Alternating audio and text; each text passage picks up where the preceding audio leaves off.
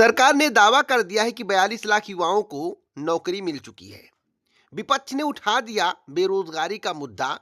सपा ने कहा सरकारी विभागों में 4.5 लाख पद खाली क्यों हैं अगर आपने 42 लाख युवाओं को नौकरी दे दी है। श्रम मंत्री बोले कि 25,000 कामगारों को विदेश में रोजगार दिलाएगी प्रदेश सरकार। सपा ने साध दिया निशाना, कहा रोजगार की बात अलग है, पहले उन 4.5 लाख पदों को भरिए जो रिक्त हैं। आपको बता दें कि विधान परिषद में सपा सदस्य नेता प्रतिपक्ष लाल बिहारी यादव ने कहा कि सरकारी विभागों में करीब 4.5 लाख पद रिक्त हैं।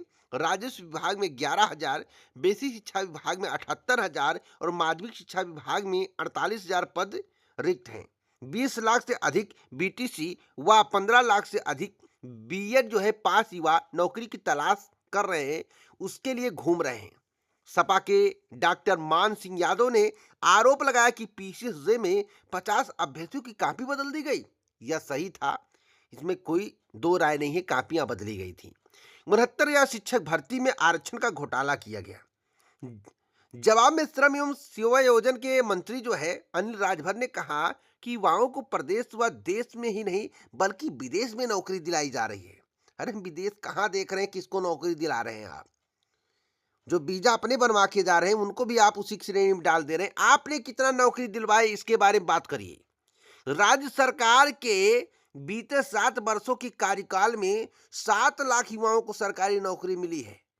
9,220 रोजगार मेलों से साथ साथ मैं आपको बताना चाहता हूं, उन्होंने इतना नहीं यहां तक बोल दिया कि 11,81,688 या फिर 28 के करीब एक आंकड़ा उन्होंने दिया है। 11,81,628 युवाओं को निजी क्षेत्र में रोजगार दिया गया है और 22,265 कैरियर काउंसलिंग सत्रों के माध्यम से 23 लाख युवाओं को नौकरी दिलाई गई है।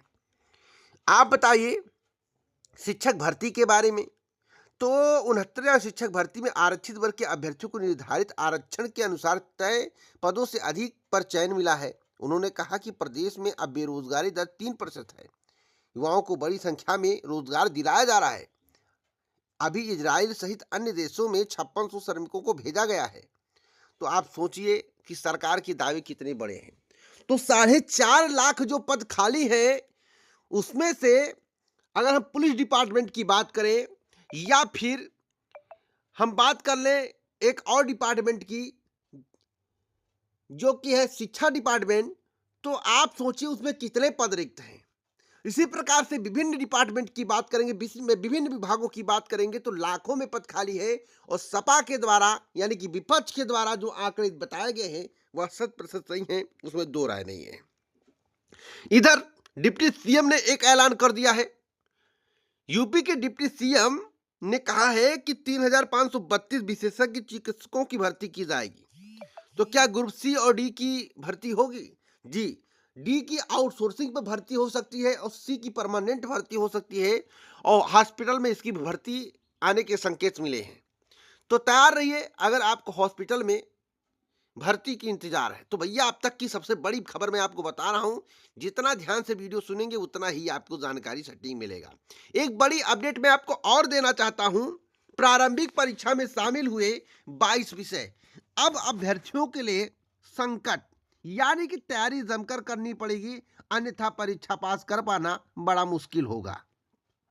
कंपटीशन का दौर आ गया है और कंपटीशन आयोग के द्वारा बढ़ा दिया गया है।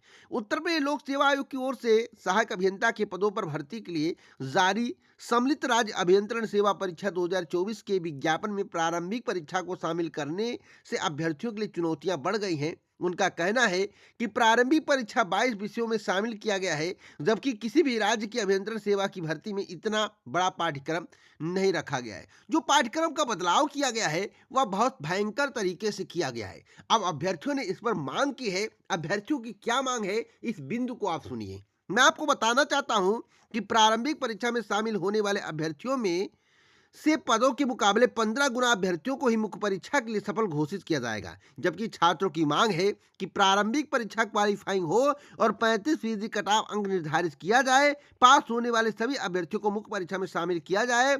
छात्रों ने यह मांग भी की है कि प्रारंभिक परीक्षा खत्म करें या नए जोड़े गए 22 विषयों को हटा दिया जाए, टेक्निकल विषय ही प्रारंभिक परीक्षा में रखे जाएं।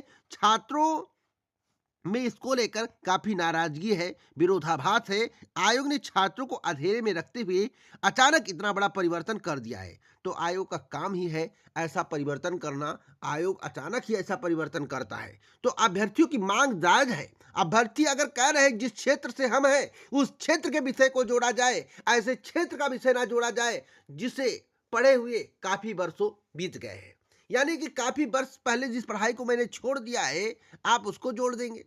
मैं टेक्निकल से हूं तो आप टेक्निकल से संबंधित प्रश्न पूछिए, उस क्षेत्र से संबंधित प्रश्न पूछिए जिसकी आवश्यकता है। अगर आयोग के द्वारा अभ्यर्थियों की बात नहीं मानी गई तो यह मामला कोर्ट जा सकता है, यह पूरी उम्मीद है। दोस्तों, हर एक खबर सबसे पहले मैं आप तक पहुंचाने का प्रयास करता हूं। मैं हमेशा चाहता हूं आपको वही खबर मिले जो सही और सटीक होती है। अब यूपी लेखपाल भर्ती की बात कर लेते हैं। यूपी लेखपाल भर्ती की तैयारी करने वाले समस्त अभ्यर्थियों के लिए आज की सबसे बड़ी अपडेट। वीडियो को शेयर जरूर करिएगा क्योंकि हर एक खबर 100% ऑथेंटिक आपको दी जा रही है।